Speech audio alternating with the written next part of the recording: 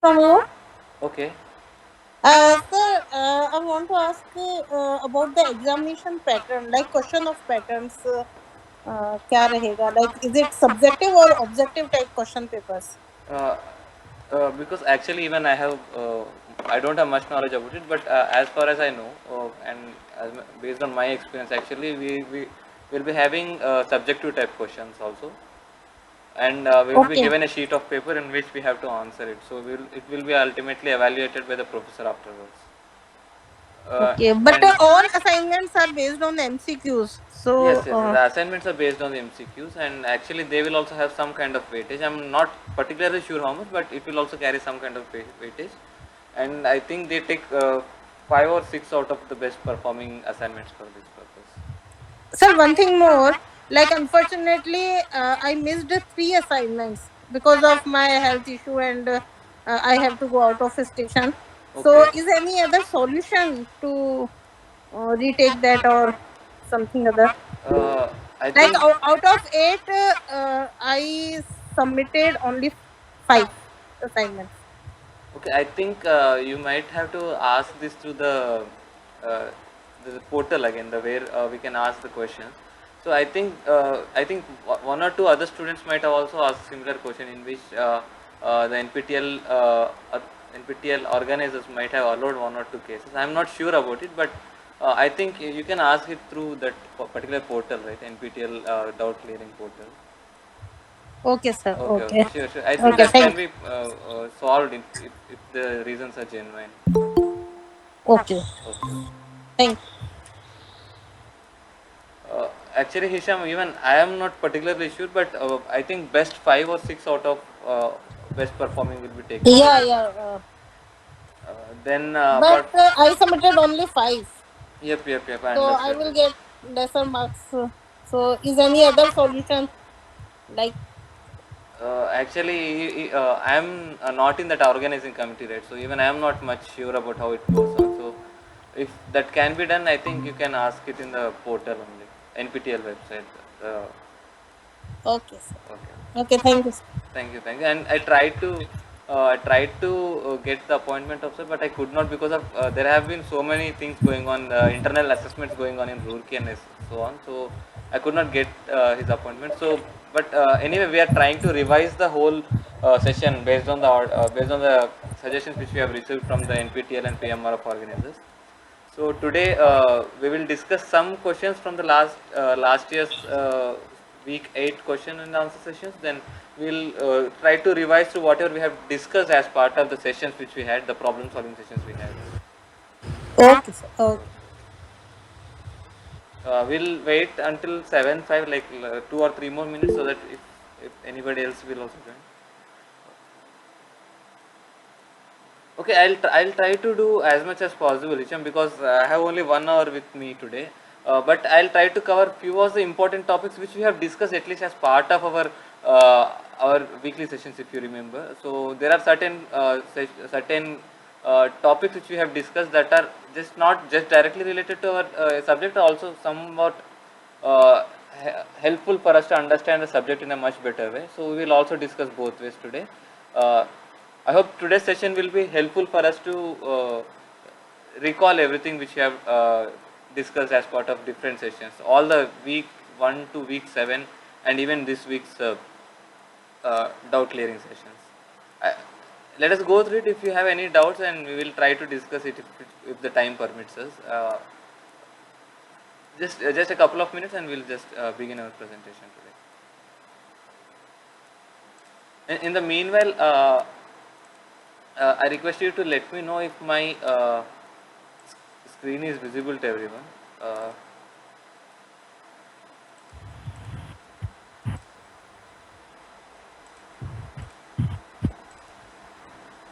Not yet, sir. okay. How about now? Yes, sir. It Okay, will. okay, okay. We'll wait just 1 more minute and we'll begin it again.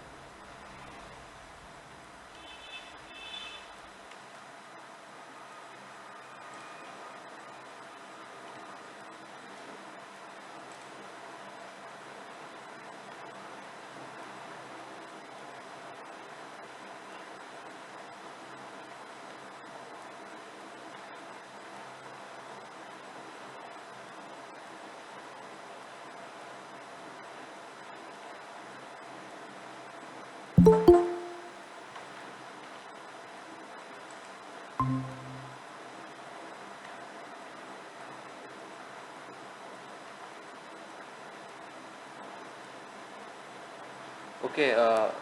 if, uh, if everything is clear, we'll begin with today's session. Okay, welcome everybody for today's problem solving session for the week 8.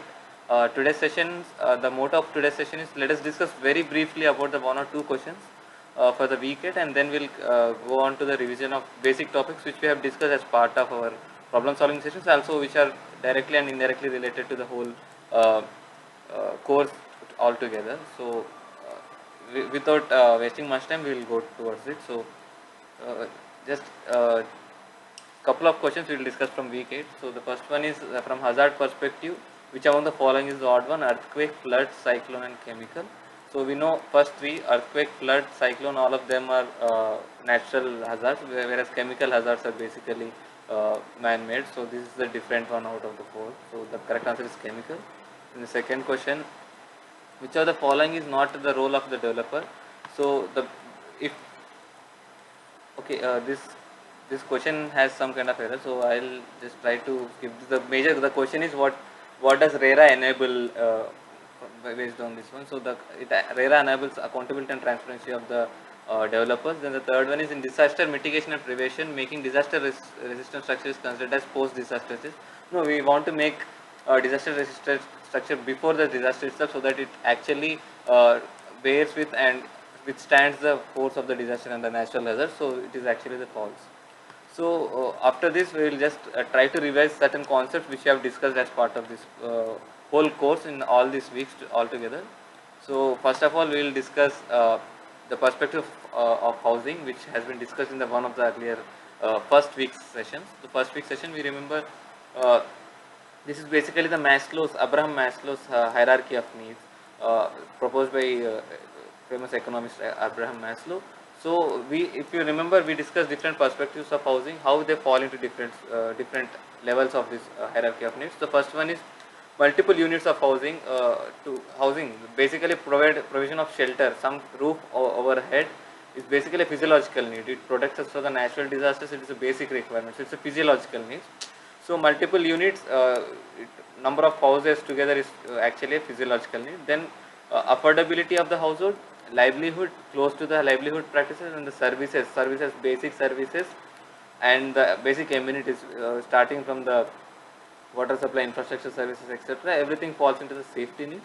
So they allow the affordability and livelihood. Actually, services actually falls into both the categories, because water and sewage sanitation also are basically physiological needs, but also recreational facilities and other immediate requirements are actually also fall in the safety needs. So affordability, livelihood, and services. These three are other dimensions, and the fourth one is community.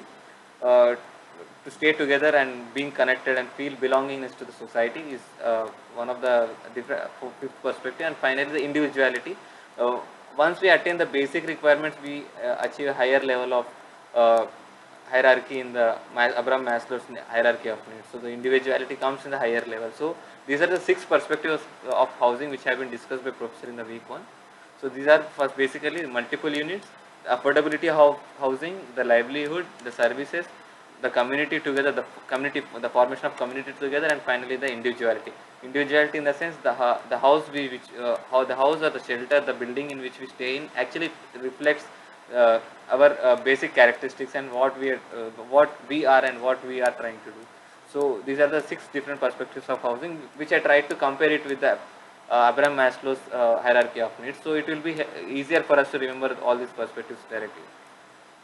So secondly, from the same week, let us discuss the different housing classifications which have been discussed by professor. So there are different classifications based on different criteria. The first criteria which we have discussed is based on the land ownership, then the structural quality, the economic group of the housing in which the people are staying, and the fourth one is the tenure, fifth one is the built quality, and finally the origin of the housing.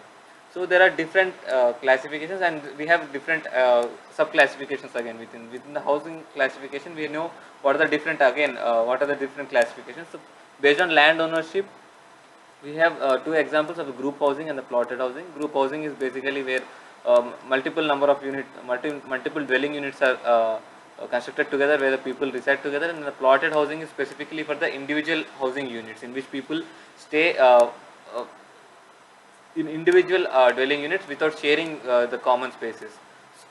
So this is basically two types of housing based on land ownership. Then the based on structural quality, kacha housing, semi-pakka housing, and pakka housing. So these are actually, if you look at the Census of India classification, these are the terminologies have modified over a period of time. However, based on our course, we have learned this, but these terminologies, kacha, semi-pakka, and pakka.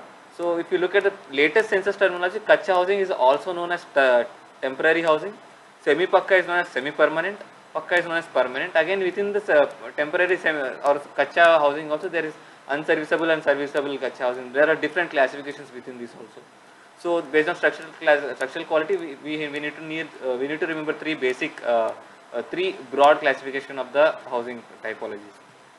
Then based on the economic group, again it is very straightforward. Economically weaker sections, lower income groups, middle income group, and higher income group. There are different classifications again based on the state governments and the central government.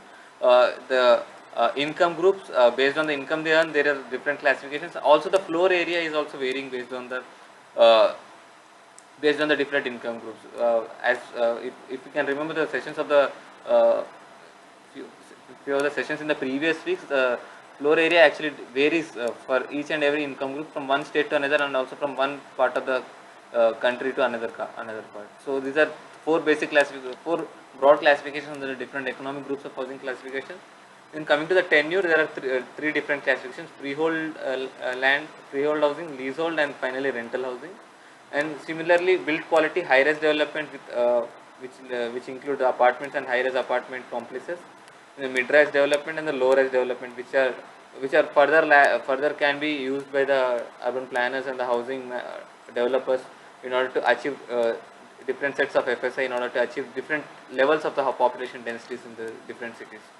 And finally, based on origin, which we had discussed thoroughly in the first week sessions. The first one is origin. Based on origin, organic settlements, organic housing classification, then a formal housing and informal housing.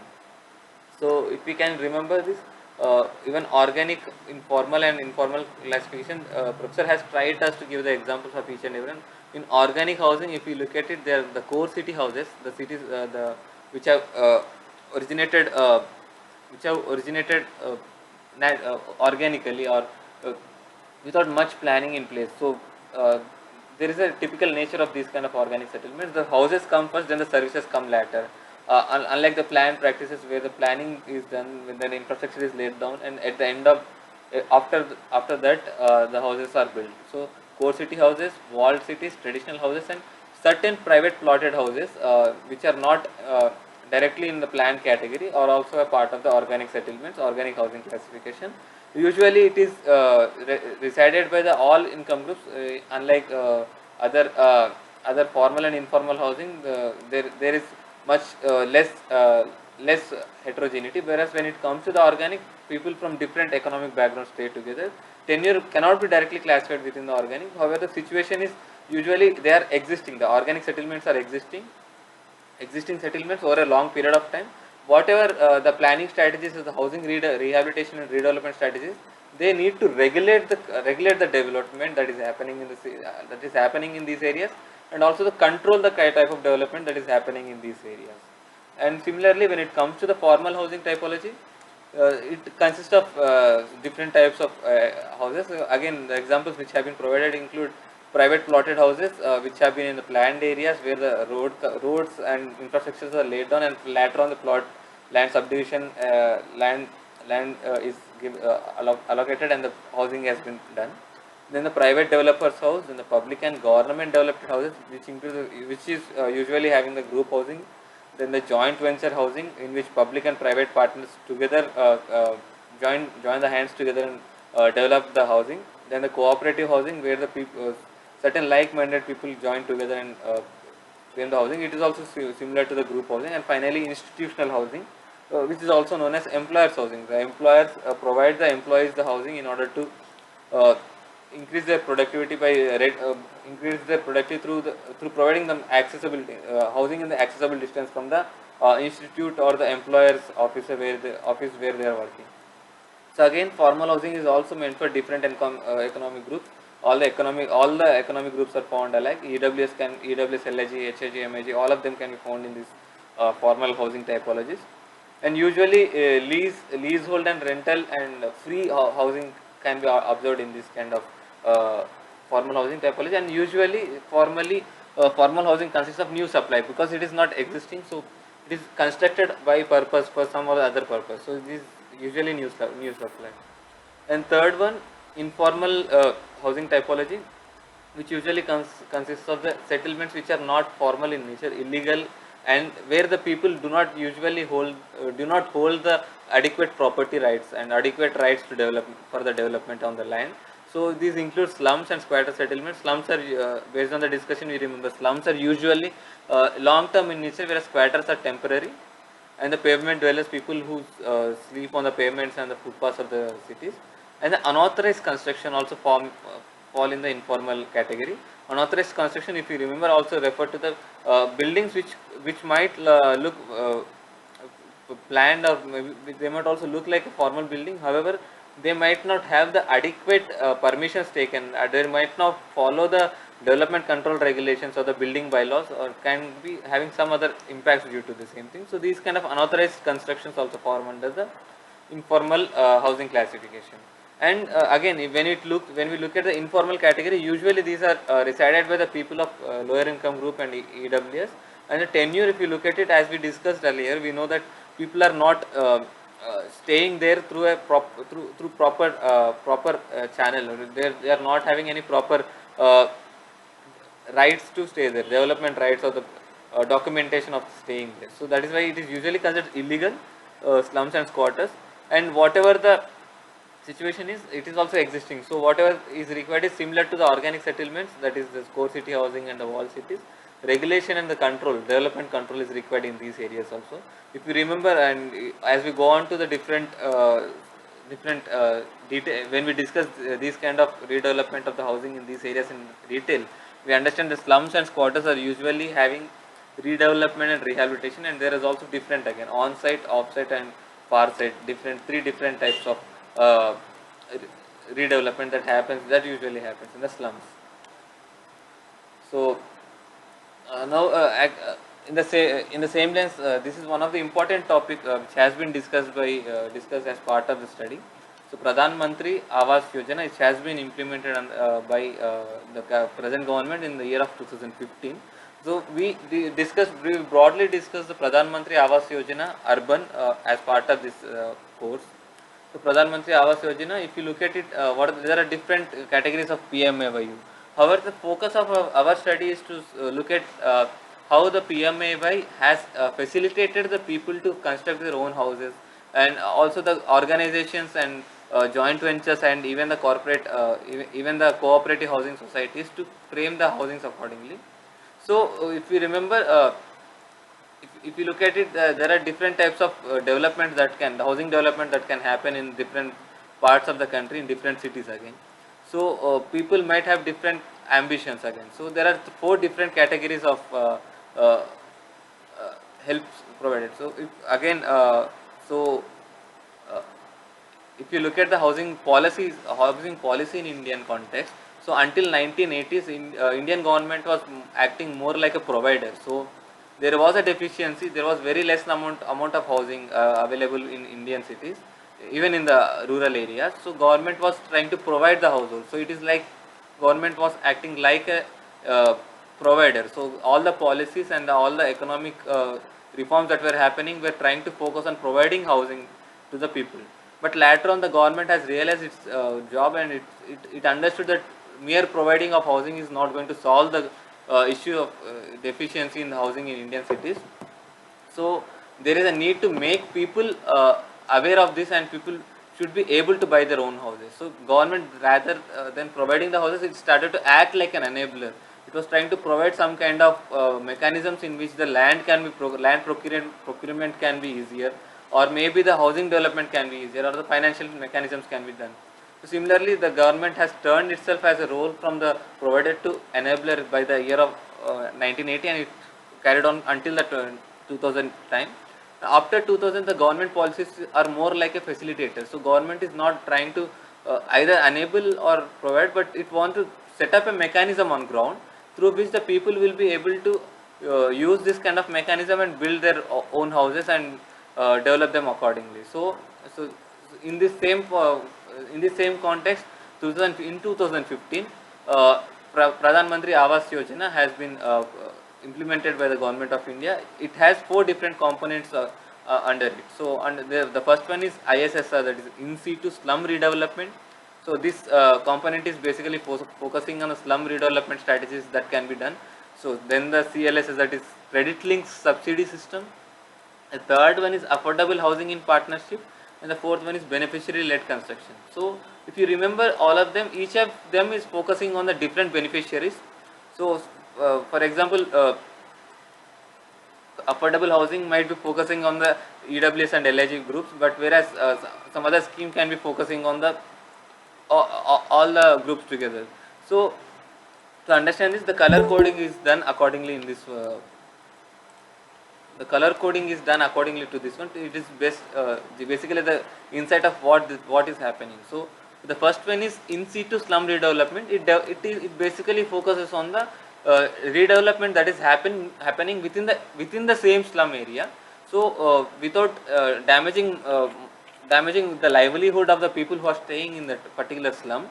So if the slum redevelopment is happening, the central government is central assistance will be of 1 lakh per house, and it is admissible for all the houses which are eligible for the such kind of developments for the slum dwellers. So that the certified slum dwellers who have who are being involved in the within slum redevelopment, they will be getting central assistance of 1 lakh per house, and their eligibility will be based on their eligibility for redevelopment within this one. So again, private participation in this in situ this slum redevelopment is often encouraged by the central government in this context. So again, we have to remember that there can be some other state level assistance for these kind of schemes. Again, under the same scheme, certain states might have different assistance again. And similarly, the second one is the new house or incremental housing, the credit link subsidy system, in which LIG. So this is focusing on the 3 different economic groups again. Economically weaker sections, EWS, LIG, that is lower income group, and MIG classification. There have been 2 classifications for the middle income groups. So these beneficiaries who are trying to build their houses using the housing loans. So for these beneficiaries, the interest subsidies are being provided, and it varies from one income group to another, and that the details can be found in the PMAY website, the link which has been provided under the image, if you can look at here. So there have been it depends from the one income group to another income group, and based on the floor area and based on the income category, the interest subsidies vary. So for example, EWS and LIG will be having higher levels of subsidies compared to the MIG. So these are the different credit linked subsidy schemes which are focusing on the loans. The people who are trying to develop their own housing through loans, they will get the interest subsidies for the new housing systems. And similarly, the third one is affordable housing in partnership. So whenever the government agencies and the private agencies, or even the parastatal agencies, they come together in order to develop the housing in cities. So the central assistance will be given for 1.5 lakh for each economically weaker section housing. So again, there is another norm within this one, an affordable housing project. Any affordable housing project should be giving at least 35% of the housing to the EWS category. There are, so whenever these whenever the 35% of the total households have been dedicated for this EWS category, so the central assistance will be provided for these economically weaker sections to have 1.5 lakh per each house. So this is basically affordable housing in partnership. And finally, beneficiary-led construction. So in beneficiary-led construction, whenever a new house is constructed, incremental housing. Consider I already have one floor constructed earlier, but now I have to develop the second floor using this one. So this is the central assistance that is provided for 1.5 lakh for economically weaker section house again. So it is provided for the families which are belonging to the economically weaker sections again. So if you look at these all the four different components of the Pradhan Mantri Awas Yojana, they are focusing usually on the people who are deprived of the adequate economic sources. So, in situ slum redevelopment, credit link subsidy scheme, affordable housing in partnership, and beneficiary led construction. If you look at it, the first one, ISSR, AHP, and beneficiary led construction, these three are directly focusing on the economically weaker section, whereas the credit link subsidy system is also focusing the lower income groups and the middle income groups accordingly. So these are the four different components of the Pradhan Mantri Awas Yojana. And again, if you remember this thing, there is also a technology sub mission under the Pradhan Mantri Awas Yojana, apart from these four components. So the Pradhan Mantri Awas Yojana focuses on the technology submission, in which design and planning, innovative technologies and materials, green buildings using the natural resources, and finally the disaster resistant technology and designs are promoted under this submission.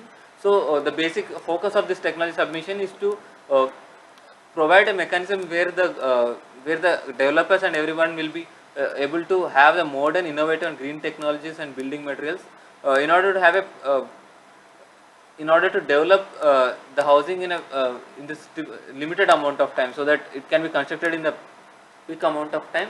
Similarly, if we remember, we have discussed similar on offset building material construction and everything. So these all fall under these schemes. Again, to facilitate preparation and adoption of the layout designs and building plans suitable for different geoclimatic zones. And finally, this technology submissions, actually it will assist the state governments and the different cities in the country to deploy the disaster resistant and environmental friendly technologies. So if we look at this week's class, again sir was discussing about the disaster resilient housing again. So this technology submission under the Pradhan Mantri Awas Yojana is one of the focusing missions under the government of India towards the disaster resistant building systems. So these are the four different aspects of the submission of technology under the Pradhan Mantri Awas Yojana. So again, this is another important topic which is very important from the perspective of upcoming exam also, the land supply management models. So again, if you look at, there are four broad classifications which have been discussed for the land supply management. So land supply management tools, this basically explain as how the land is procured before the development of the housing. So land is a limited resource. There are different mechanisms to procure land for the housing, facilitating the housing, developing the housing and providing it to the different user groups. So to construct housing, first of all we need land. So to procure land, there are different mechanisms. The first, there are four different mechanisms discussed. The first one is the acquisition of land. The second one is the land use and development control. So it is also helpful in procuring the land for the further development or promotion of the housing. And the third one is the land assembly, gathering the land. And the fourth one is the partnership models. So in a land acquisition, basically there are two different ways again, the expropriation and the large scale and bulk acquisition, where we usually, if you remember, we usually use the land acquisition and rehabilitation and redevelopment act for this purpose. So where we procure the land for different purposes, for different public and private purposes from the different beneficiaries, by providing them the adequate compensation for the land that has been given by the landowners. Similarly, land use and development control, it basically consists of the land use development control plans. So in the zoning, different zoning with the different permissible densities for the housing. It also focuses on different aspects starting from the population densities to the disaster resilience. There are multiple components this control, these actually aspects. So land use and development control, it has incentive zoning and the land use LUDCP as one of the component out of it. The transferable development rights. The transferable development rights is basically the credit based system. Again, if you surrender some amount of the floor space index or floor area ratio in one part of the city, an equivalent amount of FSI or FAR can be established in the similar zones within the same city. So these are two different land supply management tools that are discussed under land use and development control. And the land assembly, it consists of the plot reconstitution. There are many different town planning schemes which have been adopted in widely adopted in the states of Gujarat and Maharashtra. So it basically tries to collect the there are, consider there are different irregular plots in a given neighborhood or a city. The local authority or the state government, any the authority that is responsible, that actually procures the land from all these landowners, lays the proper infrastructure, and uh, reframes the plot boundaries and provides them back to the landowners. So they will have some kind of organized planned development in this context. So a land assembly, the plot constitution, reconstitution consists of this, and the land pooling and readjustment. So land pooling, basically it has been carried out in multiple cities. Again, the studies indicate there are different case studies which we can focus on later on. For your further reading, you can look at this land pooling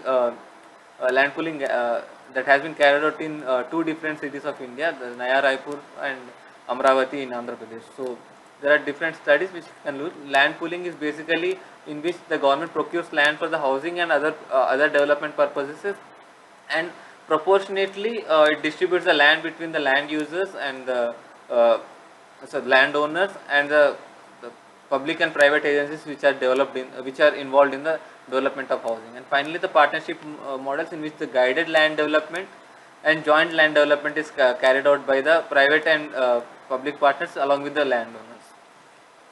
So in this context, let us discuss once again. Let us recall the transferable development rights, which is actually a key tool, very important tool that has been adopted across the Indian cities. So if you remember, transferable development rights have been used in different cities of India, ranging from Mumbai, New Delhi and Hyderabad.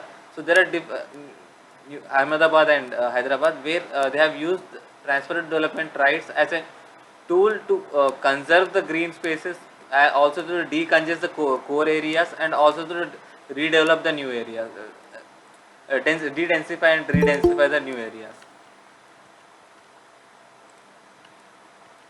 So the transferable development rights, let us discuss the basic mechanism of this one.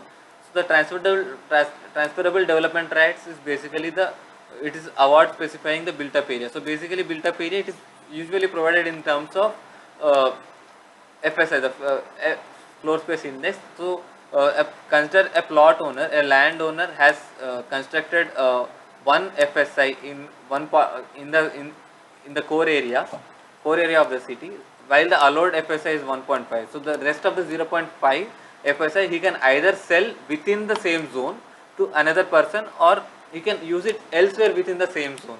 So this is basically the transferable development. You are just transferring the amount of development rights that is available to you in one particular space of the city to another space within the same zone of the city, or you are selling the same right to another person. So if you are surrendering 0.5 FSI and selling it to some another person, he can use the same 0.5 FSI in the same zone of the different plot of the same city. So for this one, the TDR certificates are issued to the people. So people who have surrendered or sacrificed a certain amount of FSI. So basically surrendering some amount of FSI is indirectly accounting to the reduced amount of the area that the built up area that is available within the particular plot. So he will get some kind of certificate, the TDR certificate, that allows the person to develop that additional amount of built up area or the FSI in a different part of the same zone within the city. So again, it is important to remember these certificates and this everything is in correspondence with the local building bylaws of the particular city or the state, and the TDR guidelines are framed by different state governments, which actually vary from one state to another, and they also vary from time to time. So there are different TDR policies adopted in different cities. So this was a basic understanding of this one. So if you remember, we have discussed this in the previous weeks also. This slide is actually discussing about the three different cities for the why they have used the TDR in these particular cities. So in Mumbai, they used it for the reservation TDR for the further redevelopment. It is basically used for the de-densification and redensification strategies. In the slum TDR, slum areas will have some kind of TDR facilities so that they can redevelop accordingly, and a heritage TDR to conserve the heritage areas. And similarly, Ahmedabad also used for the heritage conservation, rehabilitation of slums. And for the third one, the important one is for the redevelopment of the public housing. To redevelop the public housing, they have used the concept of TDRs again in Hyderabad to implement the master plan on road and redevelopment. So to have adequate road spaces, to have proper road width in the core areas and the other parts of the area, they have provided TDRs for the for having the adequate infrastructure facilities and road infrastructure, and conservation and development of the lakes and the different ecological spaces within the city. So TDRs can be used for different purposes, but it finally fulfills the same purpose of uh, providing additional FSI for somebody who is sacrificing in one part of the city.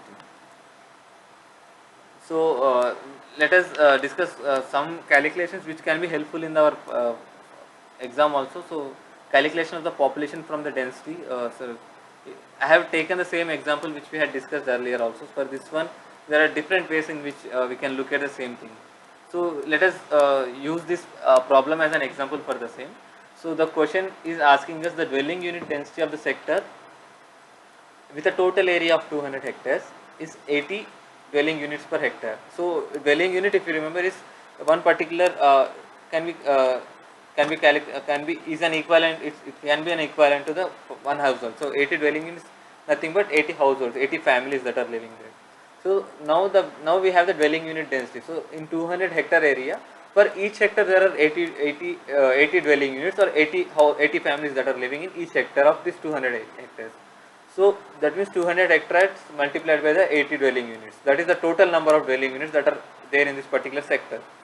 So the question is, we have to calculate the total population of the sector considering the dwelling unit size of 4. So if you consider each dwelling unit, the family or household is having 4 people in each. So then what will be the total population? It is straightforward, that directly nothing but 200 multiplied by 80 times the 4. That is around 1.6 multiplied by uh, 1000. So that is 16,000, around 16,000 people. So if you look at a broad this one, I try to simplify, I try to just show it how it could be understood also. So 200 hectares, now it is 20 by 10, consider each square which we have provided is 1 hectare. Then we calculate each and every hectare is having 80 dwelling units again, and each and every dwelling unit is having 4. So that means there are 320 people in each hectare of this particular sector. So the total number of hectares is 200 hectares, and each hectare is having 320 people. That means the total population of this sector is 64,000. So to simplify this, to how to calculate directly, given we have the total area of 200 hectares and dwelling units of the 4 persons per dwelling unit, and density of 80 dwelling units per hectare. So it is to calculate the population, we have to multiply the total area, the dwelling unit size, and the density, the dwelling unit density. So it will directly give us 200 times 4 times 80. So that is nothing but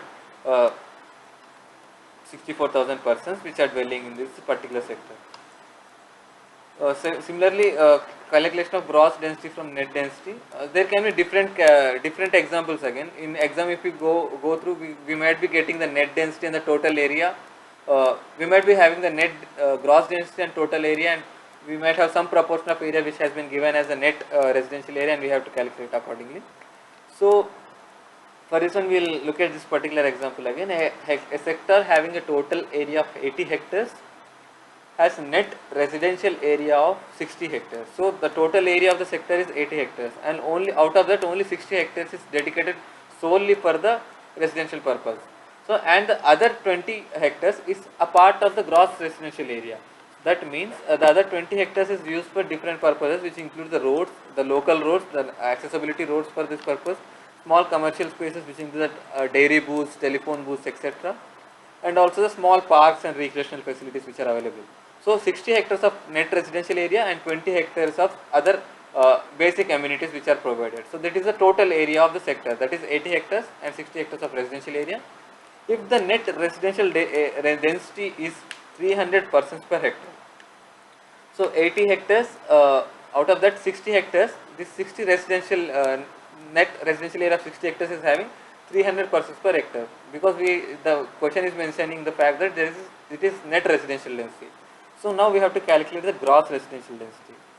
So for this one, if you look at this thing, if we can randomly split this one into the same thing, similar to the previous question again. So 10 times 8, it's the total area is of 80 hectares, out of which one only 60 hectares. So 6 into 10 is divided for the net residential purpose, which is marked in yellow. The red, black and green is dedicated for the different purposes, which might consist of small public and semi-public purposes, maybe community hall, some other purposes, and the local roads and the parks and everything. So each and every square of this net residential area of 60 hectares is having 300% each. So that means 300 times 60, it is 18,000. The population of this whole sector is 18,000. So what we have to calculate is the gross residential density. So the net residential density is 18,000 divided by 60, that is 300 persons per hectare. We multiplied it accordingly to get the 18,000 population of the whole sector. Now 18,000 people, now we want to calculate the gross density. That means we have to calculate it throughout the whole sector, including the residential spaces, along with the small scale other public community level amenities, which include community halls. We can include small dairy booths, some small commercial establishments, or the gardens or the parks, and then the roads and accessibility networks. So 18,000 persons divided by this total area of 80 hectares, which gives us a 225 persons per hectare. So always remember that gross residential density is always lesser than the net residential density, and net residential density is always higher than the gross residential density. So it is fulfilling this criteria for us. So the net residential density for the given sector is 300 persons per hectare, and it is obviously higher than the gross residential density, which is calculated as 225 persons per hectare. So if we had to calculate this directly, we have been given data of 80 hectares and the 60 hectares of net residential area and the density of 300 persons per hectare, the net residential density. To calculate the first we have to calculate the population for this problem. To calculate it, first we multiply the net residential density with the net residential area. So we consider population as capital P. So 300 persons per hectare, it is multiplied by 60 hectares, we will get the value of 18,000 persons. Then to calculate a gross residential density, we represent it by G, capital G, for this particular problem. So it is basically nothing but population divided by the gross residential area.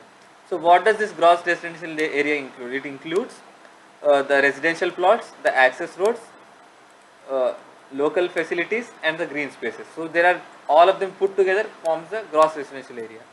So to calculate it, we divide 18,000 with 80 hectares, that is 225 persons per hectare.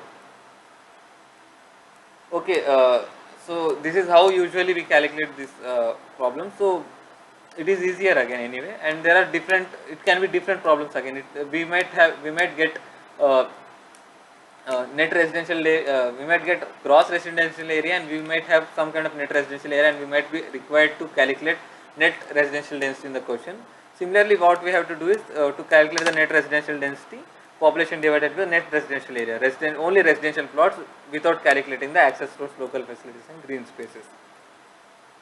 So again, other important aspect, urban local bodies' role in town planning and development control. If you remember the 12th schedule, there are different aspects which have been discussed again. There are 18 different sections which have been discussed. These are not basically sections, these are known as subjects. 18 different subjects which have been discussed on the 12th schedule. It has been framed under the 74th Constitutional Amendment Act, and the amendments were made to the Indian Constitution under the Article 243P to 243ZW. However, the Article 243W, it mentions what are the responsibilities of the urban local bodies. What are the urban local bodies? The statutory administrative bodies in these urban areas. That is, it can be municipal corporations in the larger cities and metropolitan cities, and municipal councils or municipalities in smaller and medium cities, and nagar panchayats and town panchayats in the much smaller cities. So these are three different classifications, and it also varies from one state to another based on the different purposes for which these plans are being used. So out of these 18, we can find that almost most of them are directly and indirectly associated with the town planning and development control, and also the housing aspects. So which the important ones include the urban planning, including town planning, regulation of land use and the construction of buildings, which is one of the important aspects with respect to the housing in urban areas. Roads and bridges, again it directly connects to the infrastructure facilities. Water supply is also important aspect, because based on which it's one of the basic amenities, as we discussed, based on the Abraham Maslow's hierarchy of needs. Again, public health, sanitation, conservancy and solid waste management. Similarly, urban forestry, slum improvement and upgradation, urban poverty alleviation, provision of urban amenities such as parks, gardens and playgrounds, promotion of cultural and educational aesthetic aspects, 13, 14, burial and burial grounds, etc. 16, vital statistics including registration of births and deaths, and finally the public amenities including street lighting, parking lots, bus stops and etc. So all of these obligatory, these are basically obligatory functions uh, which have been provided to the urban local bodies. They have to perform these duties in order to have the effective housing in the effective urban planning and development in the Indian cities. So again, housing strategy formulation. This is one of the important methodology which has been discussed by Professor. So there are this is a 7-step process which has been discussed. So every step is equally important for this one. So let us look at what are the different steps in the formulation of the housing strategies. The step one is to study the existing situation. So to prepare a housing strategy is nothing but how we want to strategize to develop the housing. So to know what we require, we need to know what we have actually. So to know what we have to study the existing situation. How are we going to study the existing situation? What are we going to study as part of existing situation? We are going to study the housing stock. How many houses are there? What is the available housing stock? How much of housing stock is actually livable? How many houses are not in a condition where the people can live in these houses? So we calculate the housing stock, different housing typologies, again based on the different classifications, kacha, pakka, semi pakka, this classification, and even the group housing and plotted housing, and there are different classifications. We look at the different housing typologies, the land profile, the availability of land for the further development or existing development, redensification, what we want to do for the same thing. We need to understand the land profile, existing land profile, what is the value of the land, to understand what is the value of the land, then the topography, if the land is suitable for the further construction or not. Then the financing, different financing options what are available within the city, then the organizational capacity. And based on the study, if we now consider we have after studying the existing situation, we need to set the aim and objectives. So aim and objectives basically let us know what we have understood from the existing situation, what is the major problem. So you identify some kind of problem. So consider we identified the housing stock as a problem. There is no enough housing stock. The aim and objectives might focus on developing the much further housing stock, improve the number of houses available, or if there is some kind of problem with the financing options. So now our housing strategy shall focus on the provision of multiple financing opportunities for the further housing. Similarly, now after setting the aim and objective, we analyze the existing situation. So now for this one, we analyze the existing housing demand. What is the available housing and how much housing is required for the people who are not having houses, or not having the houses which are in proper condition. So what are the different preferences of the people, the availability of land, then what are the possible investment options, and finally look at the SWOT analysis. In the fourth step, we synthesize this analyze data. Now we understand what is the gap between the supply and demand, and we create different scenarios how we can solve this issue, and from this we we prepare a development strategy. What are the different land types of land available? How to amalgamate? What are the different land management tools that we can apply? Are we going for land pooling? Are we going for the joint models? Are we going for land assembly, or land use LUDC can also be used? So what can be the development strategy accordingly? Land and finance strategy, and development control. What can be the development control to have the efficient population densities so that it does not have some kind of vulnerability to the disaster and etc. And finally, how to implement this housing strategy.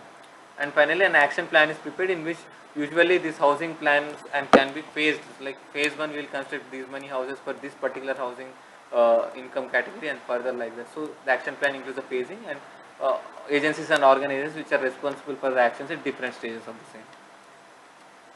Again, another important concept which is important with respect to our study, again URDPFI guidelines. It refers to the urban and regional development plans, formulation and implementation guidelines. It is basically nothing but a successor of the previously existing urban development plans formulation and implementation guidelines of 1996, and these are framed in 2014 by the Town and Country Planning Organization. You can browse and get this uh, from the source which have been provided down. It is the link. So the urban and regional plans formulation implementation guidelines, they discuss multiple guidelines which are used for urban planning purposes, development planning purposes, and even for certain sectors it is directly associated with the housing also. So there are different concepts which have been discussed in urban and regional development plans. This is just a sample which I have taken, one of the snapshot which we have taken from the URDPFI guidelines. This one is, this table is basically discussing the classification of cities in India based on the population density. So it is basically giving a guideline, how much density should a small town have in plain areas and hill areas, and medium town should have minimum of this amount of density in plain areas and hill areas. Similarly, megalopolis. So small towns is basically nothing but the cities which are having less than 1 lakh population. It should have a population density of around 75 to 125 persons per hectare in plain areas, but it varies in hill areas, like it is 45 to 75.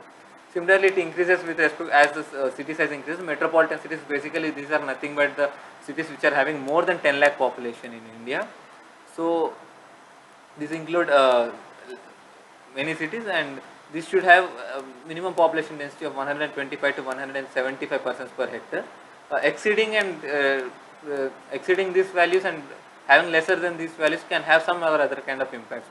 But if you one of the major thing which we have to remember with respect to the URDPFI guidelines is that these are basically the guidelines, these are not standards. So these are not universally practiced in Indian cities. So if we can go to the cities, there can be certain slum settlements which might have very high population density than the prescribed 175 in the metropolitan cities of India. So again, megalopolis are there are few megalopolis. There are 3 as of now in India, based on different classifications. But megalopolis usually has a population of more than 1 crore population. So if we look at in Indian context, there are 3 megalopolis in this context. The first one is New Delhi, Mumbai, and Chennai. So this area should have more than 200 population density. And hill areas they did not mention because we don't have any megapolis in Indian context in hill areas. So that is why there is no standard provided, no guideline provided. There is an example of the, for this one we discussed an example of parks, how the parks should be provided based on the population of different neighborhoods. A housing area park should be provided for 5,000 persons, neighborhood park for 15,000, community park for 1 lakh, district park for 5 lakh, and subsidy park for 10 lakh population. And again, the area required for each and every park, for housing area park which is located in a neighborhood level, for 5,000 people should have at least an area of 0.5 hectares. So 0.5 hectares is 0.5 hectares is nothing but around 5,000 square meters. So similarly, neighborhood park should be of 1 hectare, that is around 10,000 square meters, and similarly community park should have 5 hectares, that is 50,000 square meters, and 25 hectares per district park, and subcity park of 100 hectares. So this is how it usually gives the insight of whatever is happening. So another important thing, important questions which we might have missed with respect to the URDPFI guidelines also give us the different color codes for the land uses, land use color coding for master plans. I have listed down the usually followed pattern. The residential is yellow, commercial is blue, industrial is usually purple, or a tint of violet can also be appearing in different master plans. Again, public and semi-public is red, recreational facilities are marked usually in green, and transportation facilities are black, either black or some other shade of the black or greyish colors. So these are different classes. The broad classification, there can be many sub classifications. Again, residential, mixed residential can have some kind of mix of orange and other things. And if you look at the master plans associated with the Delhi Development Authority and Delhi and New Delhi and other areas, usually the commercial and public and semi-public colors are reversed in Delhi context. So commercial is red in Delhi, and semi-public is blue in Delhi. So public and semi-public includes all these kind of common institutional and religious other common facilities which are available for the people, which can be accessed by everyone. So that is it for the today session. I hope we could revise as much as possible within the limited time we have. But I thought like I'll touch some broad topics which can be important for the exam which we are going to have. And I hope today's session is helpful for everybody. And let us. I'll stop sharing the screen, and uh, if we can generate some kind of discussion out of today's meeting, we can have it. You can ask your doubts either through the chat box, or you can also unmute yourself and ask the question. I'll be here for a while.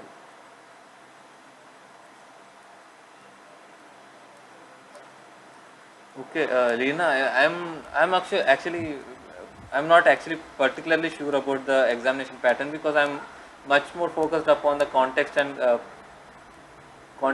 subject related associated with it.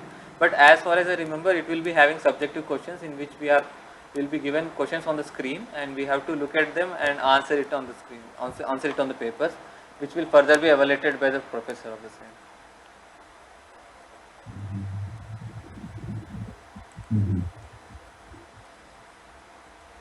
Okay, okay. Sir, actually, I have missed few of the assignments. So, what is the possibility now? We have done 5 assignments now and missed 3. So, what is the possibility? So actually, the entire control over it is not within the tutors, or even not even the problem solving assistant. However, I think you can write to the organizers, the NPTEL committee again, through the same portal of NPTEL, where we have been raising our doubts also. I think one or other student has already raised similar question even in today's session, and also in earlier uh, prob- doubt sessions also. I think we can look at it. I'll just go through it, and I'll just let you know also. Okay. The thing is that actually I am not much particular about logistics associated with the examination and other things. So what my focus area is basically the question and answer sessions for the problem solving sessions for the assignment. But still, Okay. I'll let you know if ever I have some kind of information about this. Okay. Sir, can you share your contact number?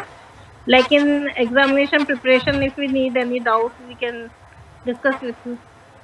Uh, okay, I'll share it through my chat box. Hopefully, it will be useful. Or I'll share it with the PPT in the.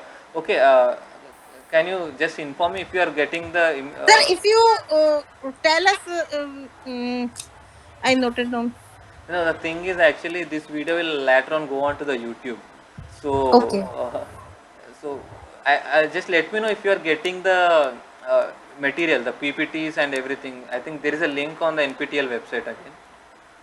Yes, yes, it is So available. okay, so in this presentation which I am going to share there, I'll share my number on the same presentation, and hope you Okay, will sir. be able to access it. Okay, thank you, Okay, sir. okay, sure, sir. I'm editing it right now in front of everybody so that I don't forget it again later on.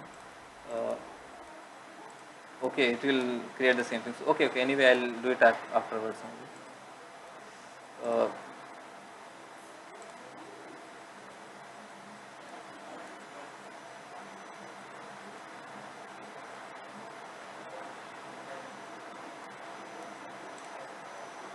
Okay, I'm trying to share these questions which have been already asked in this one. I think one of the learners has asked, I missed assignment due to the illness. Kindly provide the date for submitting, and so please provide something like that. As per system rules, you will not be able to submit assignment after due date. However, for the final assignment, the best 6 works will begin. You can cover up for this one. It has been provided by one of them. And then I think similar question has been asked somebody. I'm not sure actually. Hopefully, if you can ask this query there, I think you can get some kind of response, because I am not directly associated with this kind of logistics and I cannot help you with it. I'm really sorry about it, but